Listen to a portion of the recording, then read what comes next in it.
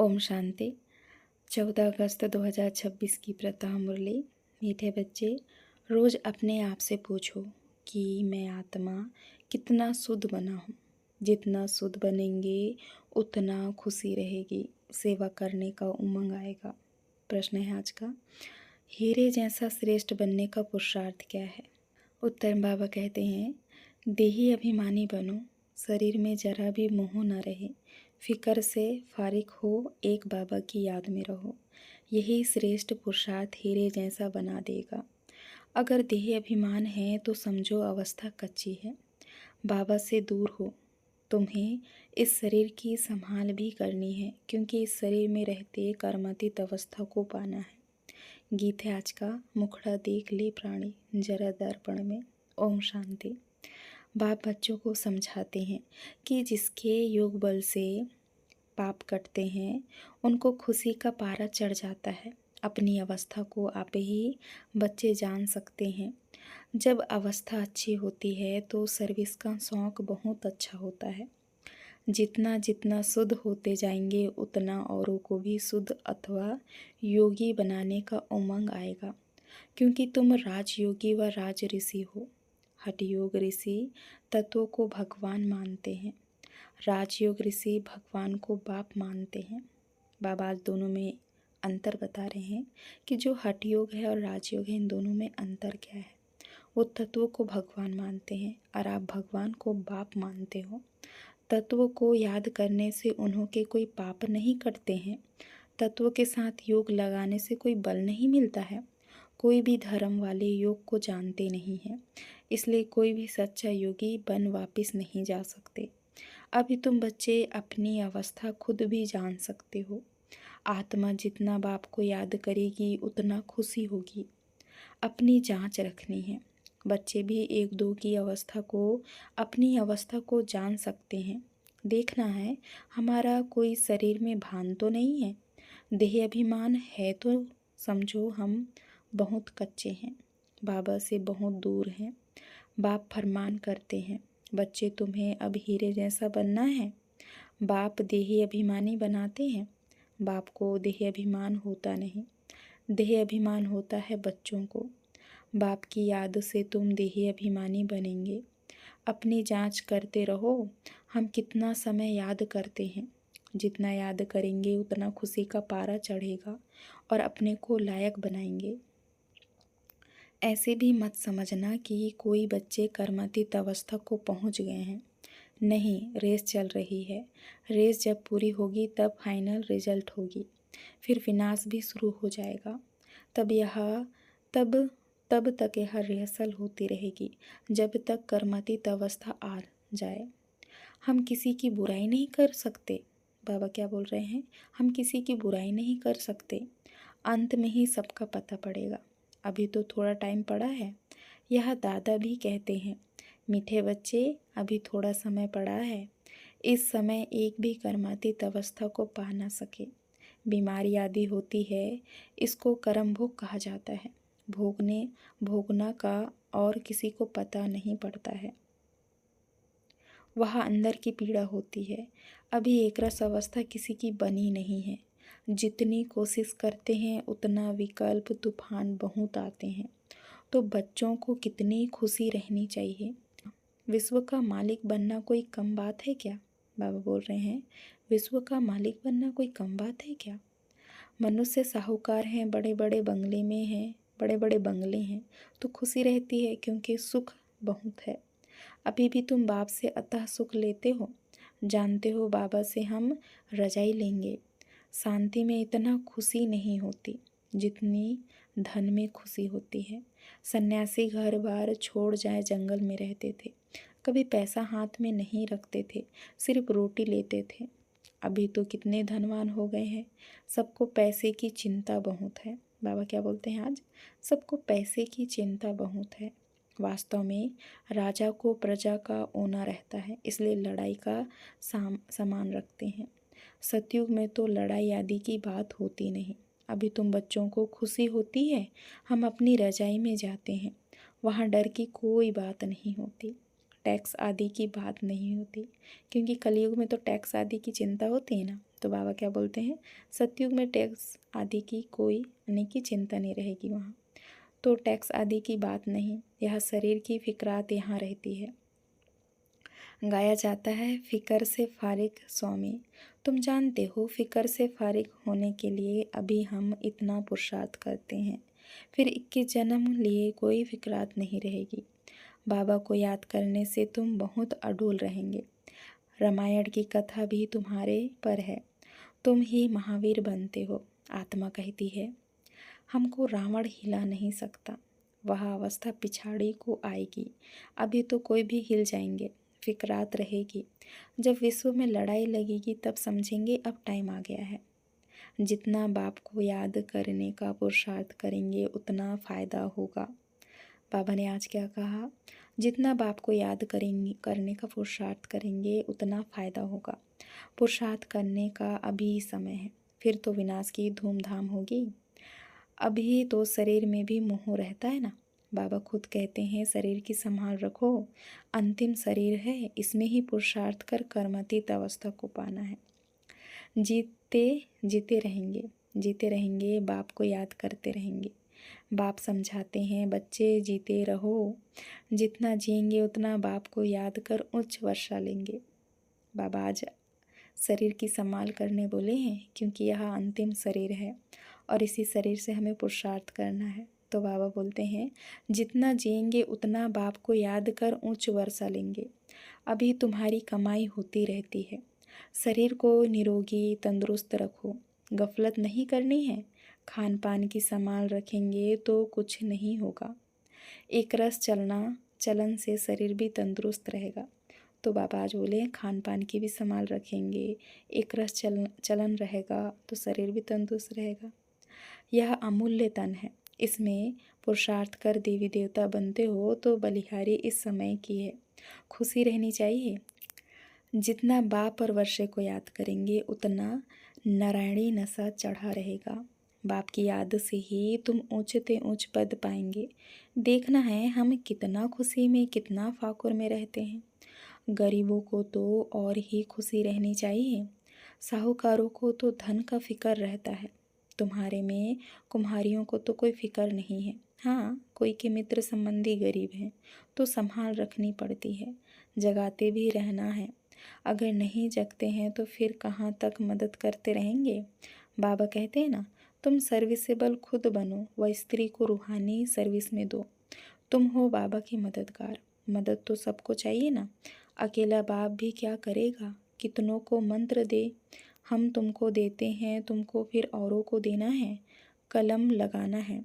बच्चों को कहते रहते हैं, जितना हो सके मददगार बनो, मंत्र देते जाओ।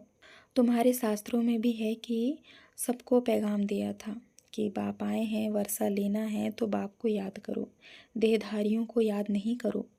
अपने को आत्मा समझ बाप को याद करेंगे तो तुम्हारे विकर्म विनाश होंगे और वर्षा मिल जाएगा। गीता तो बहुत सुनते सुनाते हैं, उसमें प्रसिद्ध अक्षर है मन मना भाव। बाप को यहाँ याद करो तो मुक्ति को पाएंगे। बाप को याद करो तो क्या पाएंगे, मुक्ति पाएंगे। सन्यासी भी यह पसंद करेंगे, मध्याजी भाव अर्थात जीवन मुक्ति। बच्चे बाप के बनते हैं तो बाप कहते हैं, बच्चे तुम्हारी आत्मा पतित है, पतित चल नहीं सकेंगे। यह समझने की बातें हैं। तुम भारतवासी सतोप्रधान थे, तमोप्रधान बने, अब फिर सतोप्रधान बनना है। तो बाप कहते हैं, पुरुषार्थ करो तो उच्च पद मिलेगा। भक्ति तो जन्म जन्मांतर करते आए हो, तुम जानते हो। पहले पहले अव्यभिचारी भक्ति शुरू हुई, अभी कितनी व्यभिचारी भक्ति है। शरीरों की भी पूजा होती है, वह है भूत पूजा। बाबा बोले, देखो शरीरों की जो पूजा होती है ना, वह है भूत पूजा। देवताएं फिर भी पवित्र हैं, परंतु इस समय तो सब तमोप्रधान हैं, तो पूजा भी तमोप्रधान होती जाती है। अभी बाप को याद करना है, भक्ति का अक्षर कोई नहीं बोलना है। हाय राम, यह भी भक्ति का अक्षर है। ऐसे कोई पुकार नहीं करनी है, इसमें कुछ भी उच्चारण करने की बात नहीं। ओम शांति भी घड़ी घड़ी नहीं कहना है। आज बाबा क्या बोले, ओम शांति भी घड़ी घड़ी नहीं कहना है। शांति माना अहम आत्मा शांत स्वरूप है, सो तो है ही। इसमें बोलने की बात नहीं रहती। दूसरे कोई मनुष्य को कहेंगे ओम शांति, वह तो अर्थ जरा भी नहीं समझेंगे। वो लोग तो ओम की बड़ी बड़ी महिमा करते हैं, तुम तो अर्थ समझते हो, फिर ओम शांति कहना भी फालतू है। आज बाबा क्या बोले, जिससे जिन आत्मा को ज्ञान नहीं है और उनके सामने हम बोल देते हैं, तो बाबा बोले उनको तो अर्थ भी पता नहीं है, ओम की बड़ी बड़ी महिमा करते हैं, तुम तो अर्थ समझते हो, फिर ओम शांति कहना भी फालतू है। हाँ, एक दो से ऐसे पूछ सकते हो, शिव बाबा की याद में हो, जैसे हम भी बच्ची से पूछता हूँ, यह किसका श्रृंगार करती हो, बोलती हैं शिव बाबा के रथ का। यह शिव बाबा का रथ है ना, जैसे हुसैन का रथ होता है ना, घोड़े को श्रृंगार करते हैं, घोड़े का अर्थ नहीं समझते हैं। धर्म स्थापन करने वाले जो आते हैं उनकी आत्माएं पवित्र होती है। पुरानी पतित आत्मा धर्म स्थापन कर ना सके। तुम धर्म स्थापन नहीं करते हो, शिव बाबा तुम्हारे द्वारा करते हैं, तुमको पवित्र बनाते हैं। वो लोग भक्ति मार्ग में बहुत श्रृंगार आदि करते हैं, यह श्रृंगार पसंद नहीं करते। बाप कितना निरहंकारी है, खुद कहते हैं हम बहुत जन्मों के अंत के भी अंत में आता हूँ। पहले सतयुग में होगा श्री नारायण, श्री लक्ष्मी से भी पहले श्री नारायण आएगा, वह तो बड़ा होगा ना, इसलिए श्री कृष्ण का नाम गाया हुआ है। श्री नारायण से भी श्री कृष्ण की महिमा जास्ती करते हैं, श्री नारायण से भी श्री कृष्ण की महिमा जास्ती करते हैं। श्री कृष्ण की ही जन्माष्टमी मनाते हैं, श्री नारायण का बर्थडे नहीं मनाते। यह कोई नहीं जानते कि श्री कृष्ण सो श्री नारायण, नाम तो बचपन का ही चलेगा ना। फलाने ने जन्म लिया उसका बर्थडे मनाते हैं, इसलिए श्री कृष्ण का ही मनाते हैं, श्री नारायण का किसी को पता नहीं। पहले पहले शिव जयंती, फिर है श्री कृष्ण जयंती, फिर राम की। शिव के साथ गीता का भी जन्म होता है। शिव बाबा आते हैं बहुत जन्मों के अंत के जन्म में, बुजुर्ग अनुभवी रथ में ही आते हैं। कितना अच्छा समझाया हुआ है, तो भी किसी की बुद्धि में नहीं आता। बाबा क्या बोलते हैं, इतनी अच्छी बात समझाने के बाद भी किसी की बुद्धि में नहीं आता। बाप कहते हैं यह ज्ञान प्रलोप हो जाता है। जब मैं आकर सुनाऊँ तब तुम भी सुना सकते हो। अभी तुम बच्चे जानते हो, हम भविष्य में एक्यूरेट यहाँ देवी देवता बनेंगे। बाबा ने 2-3 प्रकार के साक्षात्कार किए थे, यह बनूंगा, ताज वाला बनूंगा, पगड़ी वाला बनूंगा। 2-4 रजाई के जन्मों का साक्षात्कार किया था। अभी तुम समझ सकते हो इन बातों को दुनिया में और कोई समझ नहीं सकते। हाँ, इतना समझते हैं अच्छा कर्म करेंगे तो अच्छा जन्म मिलेगा। अभी तुम पुरुषार्थ ही भविष्य के लिए कर रहे हो, नर से नारायण बनने का। तुम जानते हो हम यह पद पाएंगे, यह खुशी जास्ती उनको रहेगी। बाबा बोलते हैं यह खुशी जास्ती उनको रहेगी जो कर्मातीत अवस्था को पाने का पुरुषार्थ करते रहते होंगे। कहते हैं बाबा हम तो मम्मा बाबा को फॉलो करेंगे, तब तो तख्त पर बैठ सकेंगे। यह भी समझ चाहिए कितनी हम सर्विस करते हैं और कितना खुशी में रहते हैं। खुद खुशी में रहेंगे तो दूसरों को भी खुशी में लाएंगे। अंदर कोई खराबी होगी तो दिल खाती रहेगी। कोई आकर कहते हैं बाबा हमारे में क्रोध है, यह भूत है हमारे में। फिक्र की बात हुई ना, भूत को रहने नहीं देना चाहिए। क्रोध क्यों करें? बाप बोलते हैं क्रोध क्यों करें, प्यार से समझाना होता है। बाबा कोई पर क्रोध थोड़ी करेंगे, शिव बाबा की महिमा है ना। बहुत फालतू झूठी महिमा भी करते हैं। मैं करता हूँ क्या? बाप बोलते मैं करता हूँ। मुझे कहते हैं आकर पतित से पावन बनाओ, जैसे डॉक्टर को कहते हैं हमारी बीमारी दूर करो। वह दवाई दे इंजेक्शन लगाते हैं, सो तो उनका काम ही है, बड़ी बात थोड़ी है। पढ़ते ही हैं सर्विस के लिए, जास्ती पढ़ते हैं तो जास्ती कमाई करते हैं। बाबा क्या बोलते हैं, देखो आज लौकिक पढ़ाई के बारे से बता रहे हैं बाबा। जास्ती पढ़ते हैं तो जास्ती कमाई करते हैं। बाप को तो कोई कमाई नहीं करनी है, उनको तो कमाई कराना है। बाबा कहते मुझे तुम अविनाशी सर्जन भी कहते हो, यह जास्ती महिमा कर दी है। बाबा क्या बोलते हैं, अविनाशी सर्जन भी कहते हो, यह जास्ती महिमा कर दी है। पतित पावन को कोई सर्जन नहीं कहा जाता, यह सिर्फ महिमा है। बाप तो सिर्फ कहते हैं मुझे याद करो तो तुम्हारे विकर्म विनाश होंगे। बस मेरा पाठ ही है तुमको यह समझाने का कि मामे कम याद करो, जितना याद करेंगे उतना उच्च पद पाएंगे। यह है ही राजयोग का ज्ञान। गीता जिन्होंने पढ़ी है उनको समझाना सहज होता है। तुम पूज्य राजाओं के राजा बनते हो, फिर पुजारी बनेंगे। तुमको मेहनत करनी है, तुम विश्व को पवित्र बनाते हो, कितना भारी मर्तबा है।